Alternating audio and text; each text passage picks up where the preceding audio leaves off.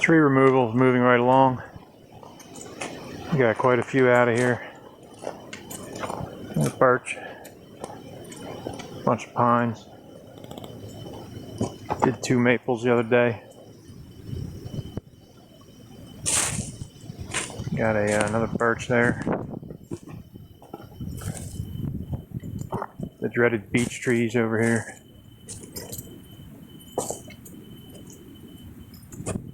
Today we'll be doing, well, hopefully today, at least one of them, number 5 and 6, 2 60-foot maples.